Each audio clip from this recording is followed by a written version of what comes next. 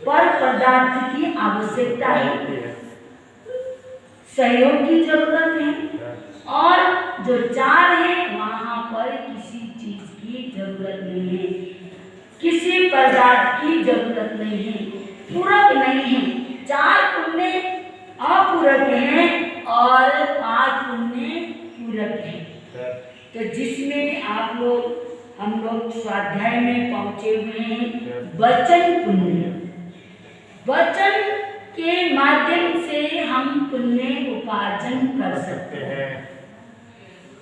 वचन पुण्य प्रभु ने कहा जिसने वचन पुण्य का पालन कर लिया, जिसने अपने वचनों को, अपने वाणी को अपने वश में कर लिया, तो समझ लो वो अपने जीवन में बहुत कुछ प्राप्त किया। वाणी को संयम में रखना, मर्यादित वचनों को बोलना, ये हमारे जीवन में हम किस कुल के हैं, किस जातक के हैं, किस खानदान के हैं, ये वचनों के माध्यम से मालूम पड़ता है। तो जिसमें मैं आपको बता रही थी वचन के, वाणी के 8 गुण बतलाए थे। सुना था ना आपने 8 गुण, कि 8 गुण कौन कौन से हैं? याद है किसी को? कार्यम पतितम, गर्व रहितम, आत्मसम, धर्म संयुक्तम, निकुंदम, स्तोकम, पूर्व संगीतम और मधुरम। तो ये 8 वाणी के गुण बताए हैं, जिसके जीवन में ये 8 चीजें हैं, 8 गुण जिसके जीवन में आ गए, तो समझ लो वो अपने वचन पर मर्यादाएं आ गई, नियंत्रण आ गई। तो जीवन में, वचन में, वाणी में नियंत्रण लाने के लिए 8 गुण हमारे जीवन में आना अति आवश्यक है। आइए आज चर्चा करते हैं वाणी का कौन सा गुण? चौथा गुण, क्योंकि कार्य पतितम के बारे में आप सुन चुके हैं। यदि हम कार्य पढ़े तो बोले, बिना कारण से, बिना कारण से यदि हम बोलेंगे तो हमारे वचन में, हमारे वाणी में, हमारी जीवा में वो शक्ति नहीं रहेगी, है ना? समय पड़े बोलना, कोई काम हो तो बोलना, नहीं तो चुप रहना। तो पहला गुण है कार्य पे बोलना, काम पे बोलना। दूसरा गुण है गर्व रहितम, जब भी बोलो अहंकार को एक साइड में रख के बोलो। सिर पे हम एक अहंकार का बोझ लेके चलते हैं ना, उसको एक साइड में रख के हल्के होकर हम किसी को बोलेंगे, अपने वाणी का दान देंगे, तो आपका प्रभाव पड़ेगा, आपके व्यक्तित्व का, आपके जीवन का छाप पड़ेगा। एक बार आपसे कोई बोला तो कहेगा अरे इससे बात करके तो बड़ा आनंद आया, इसका वाणी में कितना प्रभाव है, इसके वचन कितने अच्छे, वजनदार है। तो गर्व को छोड़ के, अहंकार को छोड़ के बोले, तो क्योंकि हमारी वाणी में ऊर्जा शक्ति आने के लिए, वचन में सिद्धि आने के लिए, वचन मजबूत बनाने के लिए 8 गुण बतलाए हैं। और तीसरा कौन सा है? अतुच्छम, कभी भी बोले तो तुच्छ शब्दों का प्रयोग न करें, है ना? हमें सब कुछ अच्छी चीज पसंद है, हमें खाना, पहनना, बैठना, उठना, रहना, सोना, घूमना, फिरना, हर चीज में हमें अच्छी चीज चाहिए ना। तो वाणी भी हमारी अच्छी होना चाहिए। तुच्छ भाषा का प्रयोग न करें। तो हम जो भाषा बोलते हैं लोगों के लगे अरे ये अच्छे कुल का नहीं है, ये व्यक्ति अच्छे खानदानी नहीं है, बोली सुनते उसको तुरंत भान लग जाए, ऐसी भाषा हम ना बोले। हमेशा अतुच्छम शब्दों का प्रयोग करें। किसी को जाके छेद हो जाए, तीर के तरह चुभ जाए, ऐसे छेदकारी, भेदकारी, कलहकारी, है ना, निश्चयकारी, मिश्र कोटि, इस तरह की भाषा का हम कभी प्रयोग ना करें। तो आइए, चौथा नाम है धर्मा संयुक्तम। क्या करना है हमें? हम जब भी अपनी वाणी बोले, हमारे वचन अंदर से निकले, जो वचन निकलते हैं हमारे भीतर से, उस वचन में क्या हो? धर्म युक्त हो, धर्म के संग हो। हमारी जो भाषा, जिस भाषा का हम प्रयोग कर रहे हैं, जो शब्द हमारे भीतर से निकल रहे हैं, जो वचन किसी को हम दे रहे हैं, उन वचनों में धर्म का सार हो। जो भी हम बोलते हैं उसमें धर्म जुड़ा हुआ हो। पर हम बोलते हैं ऐसा, अक्सर ऐसा होता है, हम बोलते हैं कि क्या धर्म जुड़ा होता है हमारे साथ? बहुत मुश्किल है। कोशिश करना है, मुश्किल है, लेकिन कोशिश करना है। धर्म को ना छोड़े, सत्य को ना छोड़े। यदि हम धर्म को ना छोड़ के, सत्य को ना छोड़ के हम सत्य के संग जिएंगे, तो हमारी वचन में ऊर्जा, शक्ति आएगी। ऐसे वचनों से हम परमात्मा भी बन सकते हैं। धर्म से जुड़ के हमारे वचन निकलेंगे तो एक दिन हम परमात्मा बन सकते हैं। और धर्म रहितम, धर्म से रहित हमारे वचन निकलेंगे तो नरक में भी जा सकते हैं। देखो, वचन हमें उठाते हैं और वचन हमको गिराते हैं। तो वचन का पालन करना अति आवश्यक है। ध्यान देना है कि कैसे वचन बोले, कैसे वचन निकाले। आपको मैंने पहले भी बोला था, जुबान हमारी पहचान है, हमारी ये जुबान है, हमारी पहचान है। इसके माध्यम से हमें बहुत प्रेम भी मिल सकता है और इसके माध्यम से घृणा भी मिल सकती है। इसके माध्यम से इज्जत भी मिल सकता है, इसके माध्यम से बेइज्जती भी मिल सकती है। तो ये हमें गिराने वाले भी हैं और उठाने वाले जो वचन है, हमारी जो वाणी है, इससे हम गिर भी सकते हैं, इससे हम उठ भी सकते हैं। धर्म संयुक्तम। हम जब भी बोले, हमारे जो भी शब्द मुख से निकले, उन शब्दों में क्या हो? धार्मिक भावना, धर्म से जुड़ के रहे हम। जब भी एक एक शब्द में धर्म मिश्रित हो, ऐसी भाषा बोलेंगे तो हमारे भीतर क्या होगा? हमारी जो आत्मा है वो ऊर्जावान बनेगी। आत्मा जो कलुषित है वो आत्मा निर्मल बन जाएगी, हल्की हो जाएगी। जो भारी है, जो जन्म जन्म से कलुषित हो रही है, पापों के बोझ से बोझिल हो रही है, सुंदर वचन बोलने से और धर्म का सहारा लेने से, धर्म संयुक्तम, धर्म से जुड़ के हम जो अंदर से वचन निकालेंगे तो इससे हमारे कर्म टूट सकते हैं, कर्म छूट सकते हैं। और हम लोग ऐसा करते हैं, जहाँ हमें फायदा हो, जहाँ हमें स्वार्थ हो, धर्म को तो एक साइड में रखते हैं।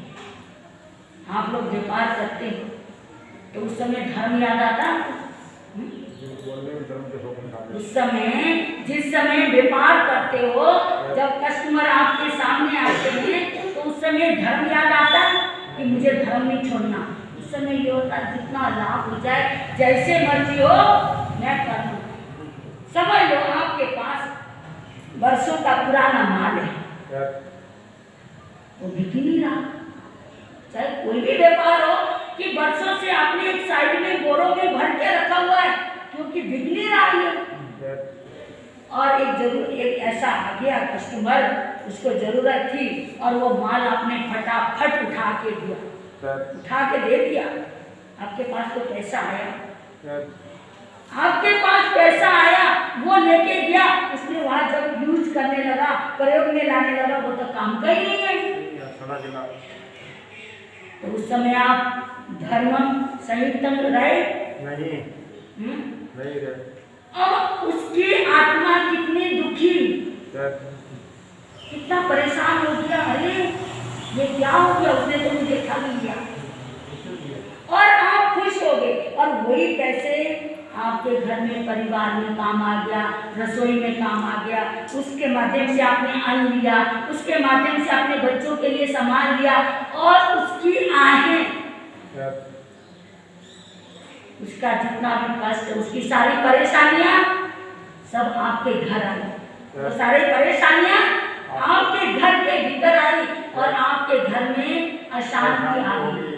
क्योंकि इसी पैसे से आपके घर में आया, चाहे कोई भी, चाहे आपने अन्न लाने का प्रयोग किया, चाहे वस्त्र लाने का प्रयोग किया, चाहे अपने घर में कोई भी वस्तु लेके आए, वो पदार्थ आपके घर किसके निमित्त से आया, कैसे आया, वो अन्याय का है या न्याय का है?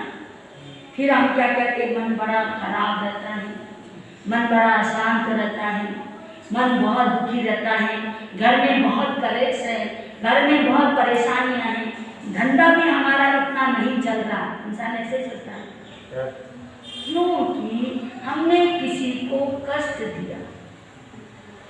धर्म संयुक्त होकर नहीं रहे, धर्म को साइड में कर दिया। उस समय मन में क्या है, मैं क्या कर रहा हूँ, ये गला सड़ा वर्षों का पड़ा हुआ, मैंने कैसे, आपको तो ऐसा लगा कि अब हम थोड़ा दुकान खाखरी हो जाएगा, साफ हो गया, हम सोचते थे कब आएगा, कैसे होगा, आज तो मौका अच्छा मिला, आपने तो दे दिया, पर आपने वहां को कचरा तो दे दिया, लेकिन मानसिक समस्याएं कितनी आ गई घर में। जितने भी उसके भीतर, जिसको अपने वो गला सड़ा एक्सपायर डेट सामान दे दिया और उसने देख लिया, उसके भीतर जितना हलचल हुआ, जितनी परेशानी आई, जितना कष्ट आया, वो सारे आपके घर आए। उसकी परेशानियां, दुखी मन, उसकी सारे के सारे समस्या अपने घर लेके आए। तो धर्म से जुड़े हम, जो धर्म से जुड़ा था ना, वो कर्म से बहुत डरता है, कर्म से वो व्यक्ति बहुत डरता है। जो धर्म से नहीं जुड़ता वो कर्म से नहीं डरता, धर्म से जुड़ा है तो उसे काम कर्म करता है ना, पाप भी करता है, कभी कांपता हुआ, सोचता हुआ, डरता हुआ करता है, मैं कर रहा हूँ, क्या करूँ अपने परिवार के लिए, अपने बच्चों के लिए, अपनी समस्या के लिए, मैं मुझे मजबूरी है कर रहा हूँ, पर जो मैं कर रहा हूँ ये मैं गलत कर रहा हूँ, ऐसा सोचता है। पर जो धर्म से नहीं जुड़ता वो पाप से डरता नहीं, बहुत अनर्थकारी काम करता है। यहाँ थोड़े समय के लिए आए हैं, कितनी उम्र है, ज्यादा से ज्यादा कितना जीता है इंसान? अब तो 50 वर्ष का व्यक्ति बहुत मुश्किल है, समझ लो वो एक्सपायर हो गया, तो लोग ये हैरान नहीं होते। 50 साल का कोई जाता है तो लोग ज्यादा दुखी नहीं होते, मैं दम रहती हूँ, तो कहते हैं थोड़ा और जी लेता, क्या बोलते, थोड़ा और जी लेता। तो आज 50, 55, 60 है ना, और पहले के जो बहुत पुराने वो 70, 80, 75, 90 तक भी पहुंचे हुए हैं अभी, लेकिन वो कितने हैं, बहुत कम है, जैसे बहुत कम लोग हैं। तो इतना कम समय यहाँ जीना है हमको, फिर भी हम उतने कम समय में हम इतना प्रपंच करते हैं, इतना छल कपट करते हैं, इतना पाप करते हैं। तो प्रभु ने क्या बोला था, कृष्ण व्याकरण में बोला कि 8 गुण हैं, लेकिन उन 8 गुण को ढकने वाले 8 ही अवगुण हैं। मैंने बोला था ना आपको, कौन कौन से बोला था, याद है? क्रोध, मान, माया, लोभ, राग, क्रोध, मान, माया, लोभ और हास्य, भय, मोह और विकटा, ये भी हमें दुर्गति में ले जाने वाले हैं। जो 8 अवगुण है, वचन के 8 अवगुण और वचन के 8 गुण, यदि हमारे वचन में 8 गुण आ गए तो अच्छा है, और इसलिए विपरीत 8 अवगुण आ गए तो क्या होगा? हमारे भीतर के जितने भी गुण है ना, आत्मा में जो गुण है वो आत्मा के गुण ही नष्ट हो जाएंगे, और आत्मा में पूरे 8 के 8 अवगुण आ जाएंगे, तो हमारा कल्याण होगा नहीं। तो धर्म से जो बन के रहता है, जो हमेशा धर्म को याद करता है, 4 बातें हैं दुनिया में। दुनिया में 4 बातें हैं। निज नेकी परकी बदी, निज नेकी परकी बदी, इसको 2 दिशा, एक धर्म और मौत को सदा रखो याद। निज नेकी परकी बदी, तुमने किसी का अच्छा किया, किसी का सहयोग किया, किसी को हेल्प किया, किसी ने अपने उनके लिए आपने बहुत कुर्बानियां दी, वो नेकी को तुम भूल जाओ और बार बार दिमाग में लेके मत बैठो, अरे मैंने उसका इतना करा, उसके वो बोल बोल के वो खत्म हो जाती है। वो शक्ति जो दिया तुमने दिया, वो रसायन आपको जन्म जन्म के लिए वो रसायन बन गया, तुमने दिया। लेकिन यदि तुमने गाया तो गया, यदि आपने उसको मान धारण कर लिया, देने के बाद आप भूल गए, तो समझ लो वो जन्म जन्म के लिए रसायन आपने तैयार किया। निज नेकी परकी बदी, अरे हमारा किसी ने बहुत बुरा करा तो उसको हम कितना याद करते हैं, है ना? ये तो संसार में हमें रुलाते, संसार में घुमाते हैं, यही चीजें तो। पर की बदी, जो पर की बदी, दूसरे ने हमें कष्ट दिया, हमें परेशान किया, हमारा बहुत उन्होंने लूटा, छीना, अन्याय किया, अनिति से हमारा धन लिया, तो उसको हम याद करते रहते हैं, अरे इसने मेरा बहुत बुरा करा, अब भोग रहा है। तो उसके दिन खराब आते तो अरे ये तो अब भोग रहा है, अब मैं कितना अच्छा बन रहा हूँ, मेरे पास कितना दौलत है, आज वो भोग रहा है, लेकिन तेरे पास जो अथाह दौलत है वो भी छोड़ के जाएगा, लेके तो कोई नहीं जाएगा ना, जाएगा? यदि ये दौलत ले जाना होता, तीर्थंकर आध्यात्मिक दौलत, उनके पास कितना दौलत होता है, और चक्रवर्ती बलदेव वासुदेव उनके पास अथाह दौलत, क्या वो लेके गए? नहीं। उन्होंने त्यागा, जिनको बोध हो गया, चक्रवर्तियों ने क्या करा? त्यागा। तीर्थंकर वो पहले क्या थे? चक्रवर्ती। आपने कुंजनाथ, अरानाथ और शांतिनाथ, ये तीनों चक्रवर्ती भी रहे। यदि उनको पता है कि चक्रवर्ती का पद क्यों छोड़े, साधु क्यों बने हम, तो क्या उनका कल्याण होता? नहीं। ऐसे ही ब्रह्मादत्त चक्रवर्ती, उसको भानी नहीं हुआ और उसने त्याग ही नहीं किया, तो वो धर्म को लेकर चले, तो वो उनका कल्याण हो गया। वो धर्म को छोड़ के चला तो वो कौन से नरक में गया? 7 में नरक में। तो धर्म संयुक्तम, धर्म को कभी छोड़ना नहीं चाहिए। निज निजी परकी बदी, इसको क्या करना है? विसार दो, छोड़ दो। अरे होगा वो समय, ऐसा होगा, कोई कर्मों का योग आया, ऐसा सोच के संभाव के जियो। एक धर्म और मौत को सदा रखो याद। धर्म को और मौत को हमेशा हमेशा क्या करना है? याद करना है। एक प्रश्न आता है, जिस समय लक्ष्मण जी को तीर लगते तो मूर्छित हो जाते, लक्ष्मण मूर्छित हो जाते, तो उनके जो भाई राम, क्योंकि अपने भाई से अंधा प्रेम करते थे, मोह करते थे, बहुत ज्यादा प्रेम करते थे, तो अपने भाई की दशा देखकर वो भी बहुत परेशान हो गए, चिल्लाने लगे, रोने लगे। जितने भी वानर सेनाएं सब वो भी देखने लगे, अरे हमारे भगवान को क्या हो गया, राम कैसे चिल्ला रहे हैं। अपने गोदी पे उनका सिर रख के लक्ष्मण का बार बार कह रहे बचाओ लक्ष्मण को बचाओ।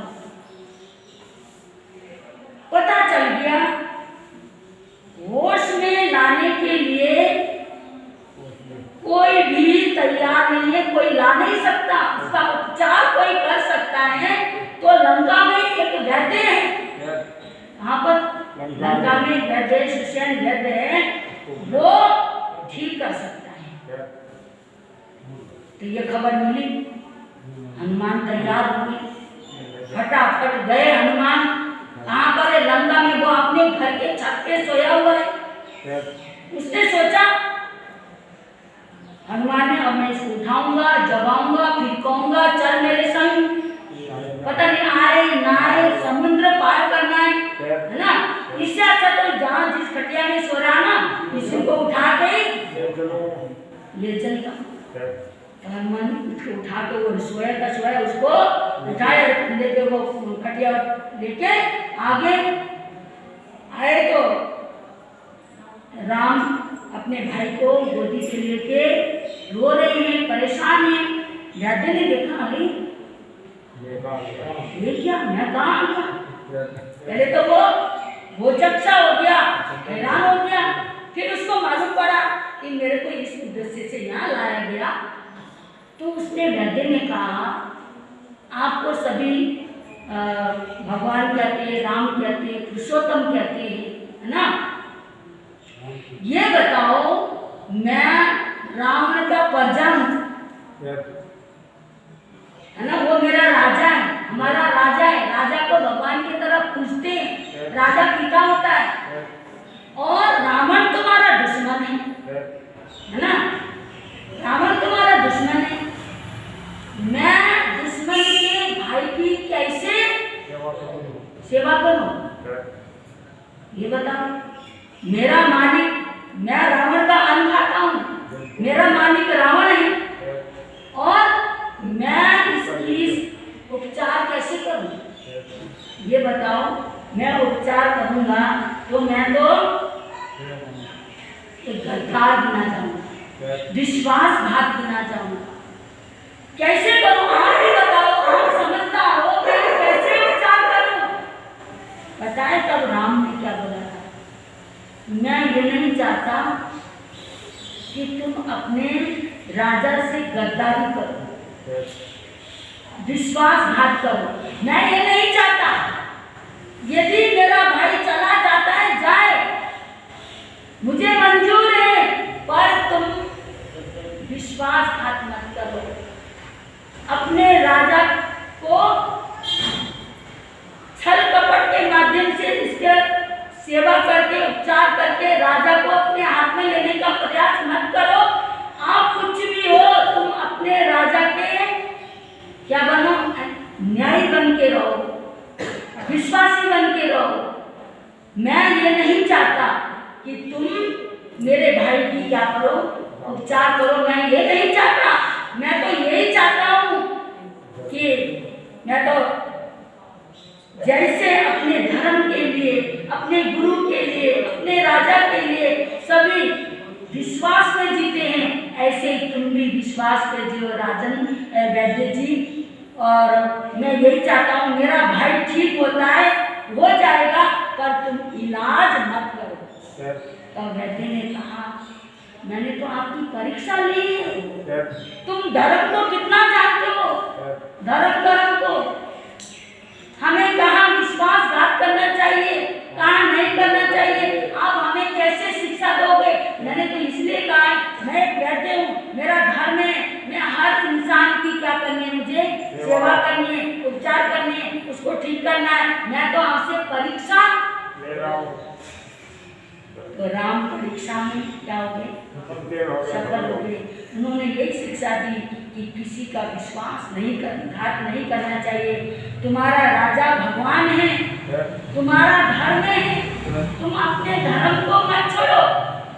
मेरे भाई के पीछे जो धर्म संयुक्तम बन के रहता है तो अपना जीवन वो सफल बनाता है। यहाँ भी उसका जीवन महान होता है, आगे भी उसका जीवन महान होता है। उसके कर्म जुड़ते हैं। धर्म जो नहीं छोड़ता कहते हैं ना, धर्म रक्षति रक्षता धर्मा हंति हंता। जो धर्म की रक्षा करते हैं उन्हें धर्म रक्षा करता है, और धर्मा हंति हंता, जो धर्म का हनन करता है तो उसका भी हनन होता है। तो राम स्वयं क्यों बोला, राम को क्यों बोला पुरुषोत्तम बोला, मर्यादा पुरुषोत्तम क्यों बोला? क्योंकि वो मर्यादा में जीते थे, संयम में जीते थे, धर्म में जीते थे। तो हमारा ये कौन सा गुण है? चौथा गुण हमें क्या संदेश देता है कि हमें कभी भी धर्म का त्याग नहीं करना चाहिए, धर्म के संग हमें जुड़ के रहना चाहिए। हम जितना धर्म के संग बंधे रहेंगे, जुड़े रहेंगे, उतना ही हमारा कल्याण होगा। तो आइए